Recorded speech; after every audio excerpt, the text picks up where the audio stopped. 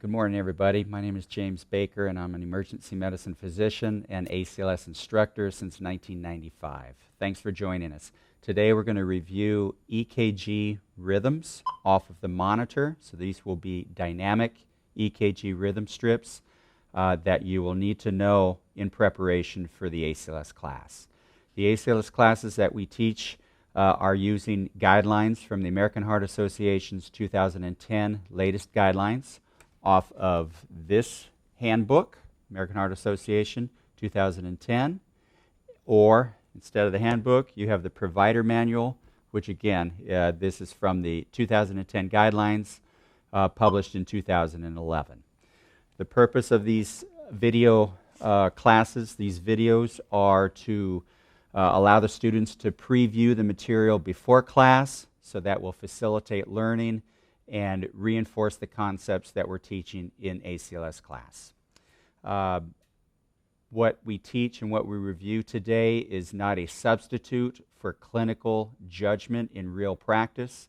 Every patient is a unique case, and many times the clinical situation is dynamic and changing, so clinical judgment does not replace this material.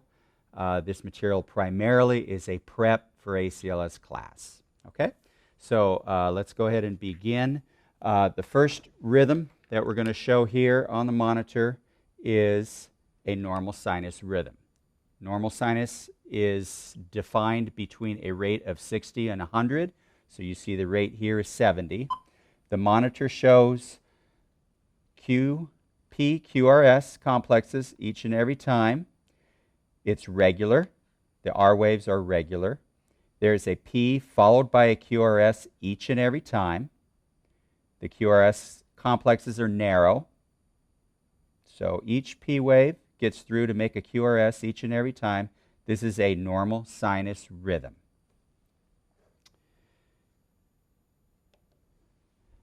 Now, if we take a look at the second one here, it's going a little faster.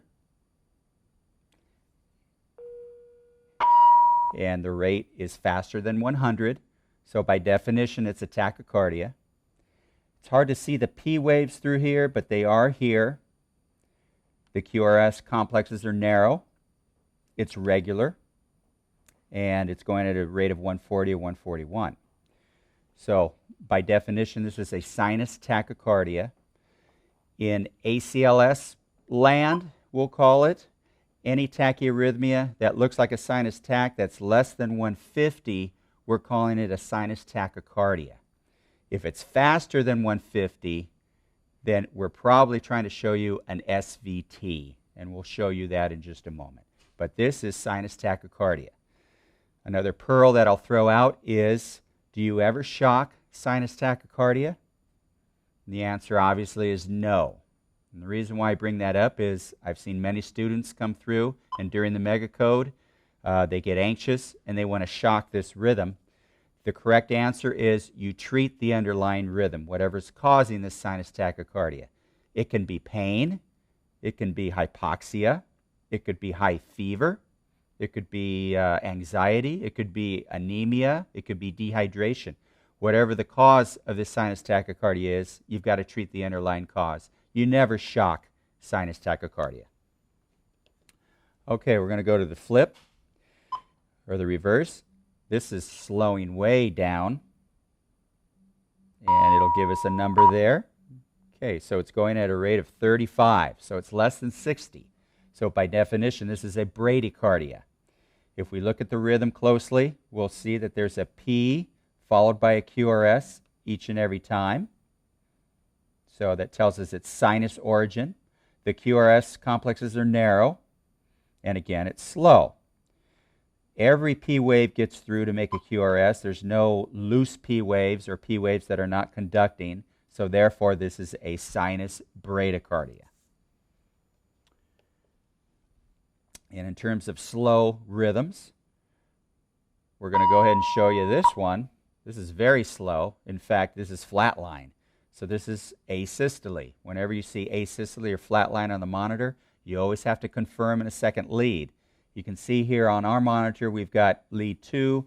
I'm going to go ahead and push lead select, That takes it to lead 3. So we've confirmed in a second lead that this is flatline asystole. So this is an asystolic rhythm. This is a lethal rhythm. So we're going to go back to lead 2. And we're going to show you the next rhythm. Okay, here we go. All right, so we see a narrow QRS complex, but what you notice is that it's irregular. You can see the R waves. Some are short, some are long. It's an irregular pattern. And there's no identifiable P waves in there as well. You see this undulating, chaotic kind of rhythm where the P waves should be. So no identifiable P waves. The QRS complexes are narrow, but it's irregular. That's the key. So this one is atrial fibrillation, or AFib. Okay, we're going to show its cousin right here. So this is a classic sawtooth pattern. Narrow QRS complexes. This is atrial flutter, or A flutter. This one is very regular, and if you count the P waves, the sawtooth P waves, there's probably 1, 2, 3, 4, and then it makes a QRS, and it's consistent in that pattern. So you could say this is a 4-to-1 conduction of A flutter. Sometimes you'll see A flutter with variable block, but this one we're showing you is a consistent 4-to-1 block of atrial flutter. Okay, we're going to go back to the first one we started with, normal sinus rhythm, and we're just going to show you right there. Okay, we'll show you again. Some early beats are popping into the cycle there. Okay, and we'll show you again. The early beats are narrow QRS complexes, and there is actually a P wave that you can see there, right there. So this is simply normal sinus rhythm with PACs, or premature atrial contractions. As opposed to this one, so there we go with that wide complex rhythm that's popped in there. So this is a wide complex ventricular origin extra beat, or a PVC. So this is a normal sinus rhythm showing a PVC. Okay, and we're going to go back to normal sinus rhythm, and we're going to show you something unique. Watch closely. There it goes. Okay, so you see the difference there. This is PQRST, PQRST, but if you notice, the ST segments are elevated. So this is ST elevation. So when we show you this on the monitor, you've got to recognize, those STs look elevated. This could be an ST elevation MI or a STEMI. We need to follow up what we're seeing here with an EKG to confirm the diagnosis of ST elevation MI. Okay, this one we're going to show.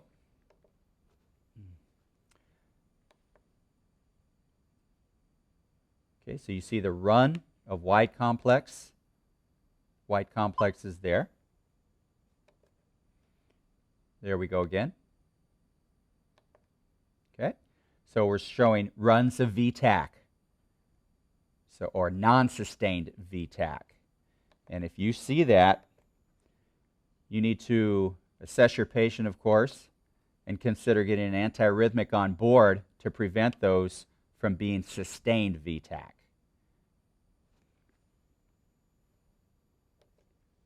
Like here. So here we go, wide complex tachycardia. It's regular, monomorphic. So this is what we would call VTAC. And whenever you see this on the monitor, the first question you should ask is there a pulse? If there isn't a pulse, then you're going to treat this like VFib. If there is a pulse, the next question you ask is this patient stable or unstable? This is a prime rhythm. Be sure you can identify VTAC.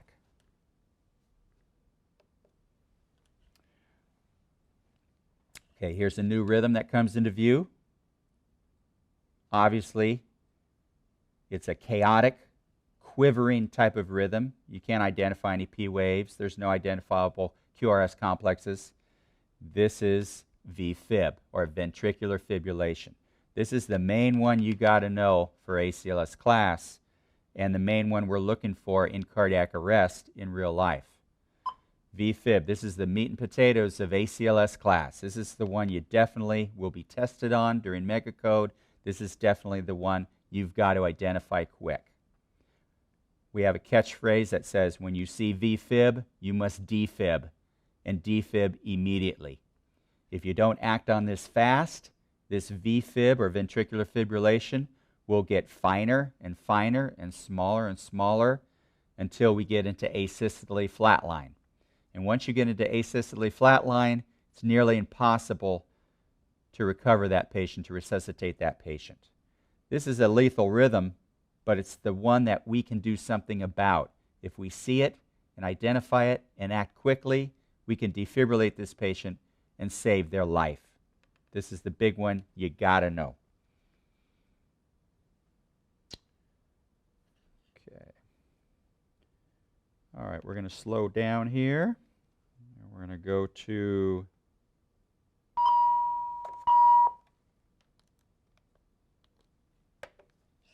something a little slower. Okay, so we're back to normal rate of 70, narrow QRS complexes. I see P waves, P, QRST, P, QRST each and every time. But if you notice, the P wave is kind of set far away from the QRS complex. So it's got a prolonged PR interval. If you were to do an EKG or rhythm strip, you would see it's greater than 2 boxes. So a prolonged PR interval is a first-degree AV block. First-degree AV block is a fairly benign block. It's not serious, it's not dangerous, but it's something to be aware of, because if a patient is showing a first-degree AV block, they may be proceeding toward further higher advanced blocks, which are more dangerous. Sometimes this first-degree AV block, the patient is not bradycardic, so just be aware. First-degree AV block, keep an eye on it, and of course with all the bradycardias you're going to ask, is the patient symptomatic or not? Okay, here's the next one. As we're going through, we see a dynamic change occurring. So let's follow this. There's the PQRST, PQRST, PQRST, P by itself. So if you follow that PR interval that we talked about in the first one, you see it's longer, longer, longer, and then we have a drop, P wave hanging out by itself. Let's follow it again. So PQRS, PQRS, PQRS, longer, longer, longer, drop. So it's kind of giving us a warning as to what's coming, and warning starts with W, and W is for Winky Bach. So this is a second-degree type 1 or Winky Bach type of block. So this one's a little bit more concerning than the first-degree AV block, but still it's usually not too bad. It usually doesn't cause unstable symptoms in a patient. So PR interval, longer, longer, longer, drop, no QRS. This is a Winky Bach. Okay, we'll go to the next one. Now here we have P waves getting through, making a QRS, but then we have Ps that are left hanging without a QRS getting through. So the simple way to think about this is the atria are creating these P waves, but the conduction is not getting through consistently to make the ventricles create a QRS. So we get drop QRSs without any warning. This is a higher degree block. This is an unpredictable block. This is a second degree type 2 or a Mobitz type 2 block. This is considered a higher degree block, a little more serious. You need to act on this and be hypervigilant as to treatment, especially if the patient is symptomatic. And finally, here's our next one. And you see the QRS complexes are now wide. You see the P waves are marching through, but it doesn't seem like they really conduct. You might think, oh, there's one that's conducting there, but if you look closely, and if you do what we call marching out the P waves, if you take calipers and you march out the Ps are coming at a consistent rate. And the QRSs, if you march those out, those are happening at a consistent rate. But the Ps are not creating any QRSs. There's a complete block here. This is a third-degree AV block. The Ps are going at their own rate. The QRSs are going at their own rate. There's no relationship between the two. There's no connection between the two. This is a third-degree AV block or a complete heart block. This is the most serious type of block that we've got. Okay. We're going to go ahead and show you a few other rhythms. Okay, so here we see a wide QRS complex with no P waves in front of it at all. It's slow, rate of 35. When you see something like this, this is called an idioventricular rhythm, where there's no Ps. The signal is generated from the ventricles because they're not getting any input at all from the atria from above. This is an idioventricular block. Okay, we're going to go ahead and show you this one. We're going to go back to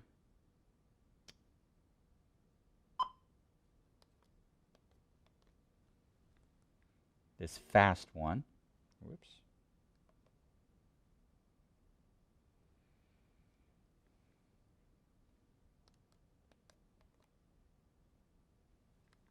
Okay, we're going to go back to a fast rhythm here. And the rate is climbing.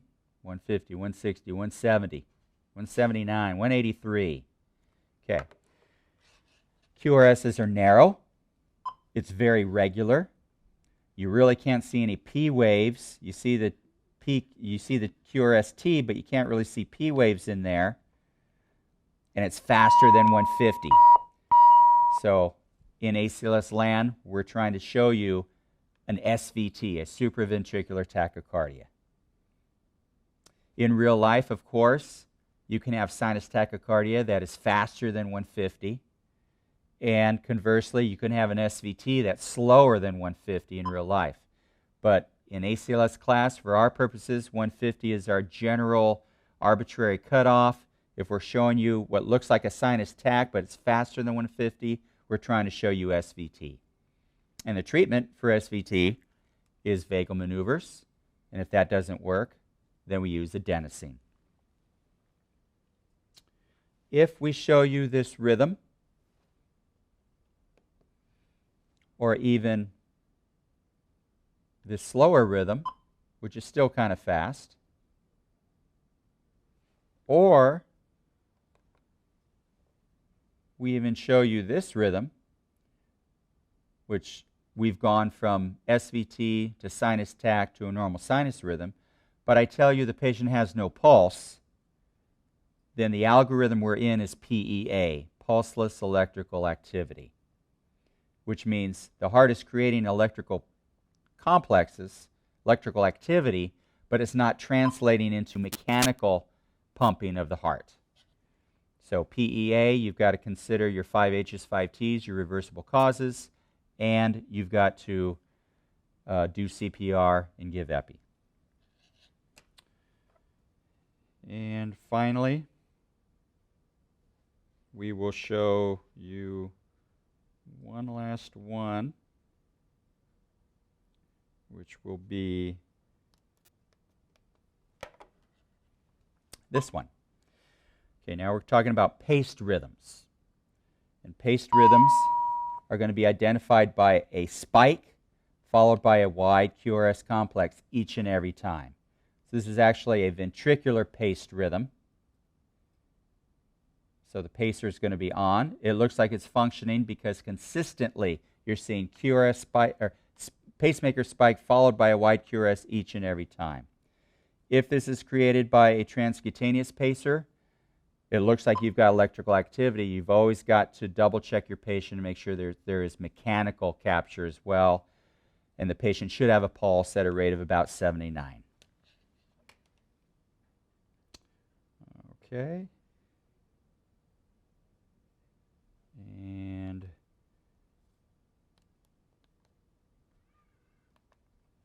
I want to show you one more. If during resuscitation of a patient, CPR is in progress and you see this on the monitor, this is simply a reflection of chest compressions occurring. This is CPR in progress. If there's any concern, hold CPR, look at your monitor, and check for a pulse. Okay, and always remember, CPR needs to be high-quality CPR. Okay, one last review of the deadly rhythms. Okay, deadly rhythm number 1, but the one we can do something about is VFib. Deadly rhythm number 2 would be this one, which is VTach, and we'll call this VTach without a pulse. If there is no pulse, you treat this just like you would in the VFib algorithm.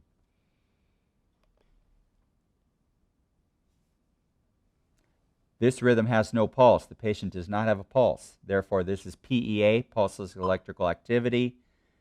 You've got to do CPR, give epi, and find the reversible cause to treat this. And finally, here we go with flatline asystole. There is no electrical activity. There is no cardiac output. You need to confirm it in a second lead. Do high-quality CPR and give epinephrine per the protocol, per the algorithm. Okay. And of course, we will lead our patient back to a normal sinus rhythm. Okay, this concludes our review of the dynamic EKG rhythms off the monitor. This is a good prep before you come to ACLS class. It'll give you a step ahead of the material that we cover in class and facilitate learning and really reinforce the concepts of ACLS class and help you get through the class and enjoy learning. Thank you for participating today, and good luck with ACLS.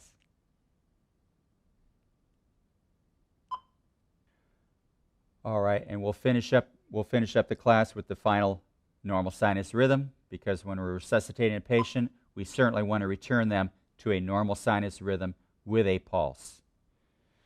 And this concludes our review of EKG dynamic rhythms off the cardiac monitor. These are the same rhythms that you're going to see during ACLS class. Again, this was a preview of material that you can view and study for before attending ACLS class. This will hopefully facilitate learning, get you ready for ACLS class so that you can understand the concepts and identifying rhythm to algorithm, and hopefully make learning a lot easier and much more enjoyable for ACLS class. Thank you for joining us today, and good luck with ACLS.